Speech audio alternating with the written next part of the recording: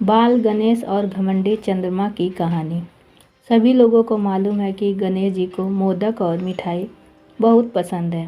शायद इस वजह से भी वो किसी के भी निमंत्रण को स्वीकार कर लेते हैं और पेट के साथ ही मन भरकर मिठाई खाते हैं।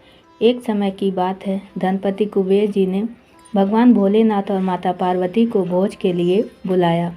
लेकिन भगवान भोलेनाथ ने कहा कि मैं कैलाश छोड़कर कहीं नहीं जाता हूँ, और माता पार्वती जी ने कहा कि मैं अपने स्वामी को छोड़कर कहीं नहीं जा सकती।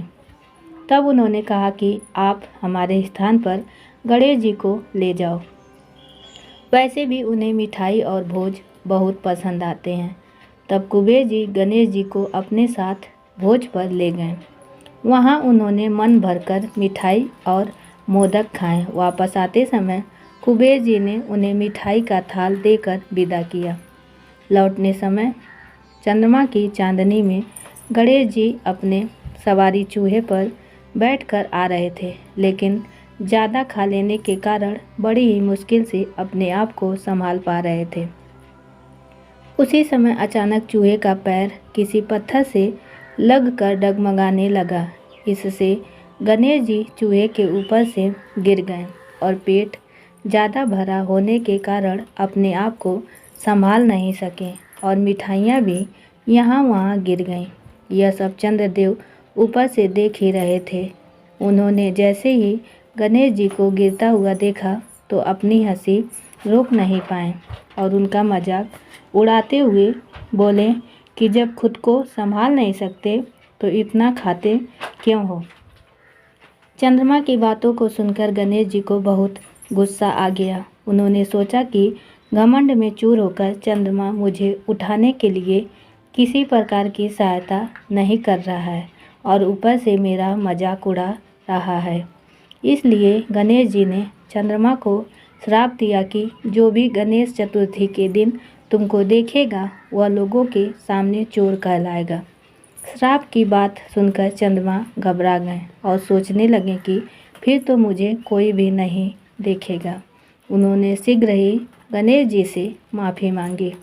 कुछ देर बाद जब गणेश जी का गुस्सा शांत हुआ तब उन्होंने कहा कि मैं श्राप तो वापस नहीं ले सकता, लेकिन तुमको एक वरदान देता हूँ कि अगर वही व्यक्ति अगली गणेश चतुर्थी को तुमको देखेगा तो उसके ऊपर से चोर होने का श्राप उतर जाएगा। तब जाकर चंद्रमा की जान में जान आई। इसके अलावा एक और कहानी प्रचलित है कि गणेश जी ने चंद्रमा को उनका मजाक उड़ाने पर श्राप दिया था कि वह आज के बाद किसी को भी दिखाई नहीं देंगे।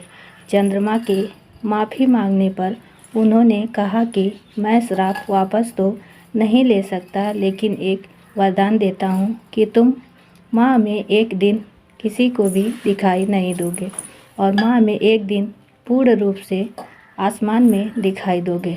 बस तभी से चंद्रमा पूर्णिमा के दिन पूरे दिखाई देते हैं और अमावस्या के दिन नज़र नहीं आते। उम्मीद है दोस्तों आपको हमारी कहानी पसंद आई होगी। पसंद आई है तो एक लाइक शेयर ज़रूर करें और चैनल पर नए हैं तो चैनल को सब्सक्राइब करना ना भूलें।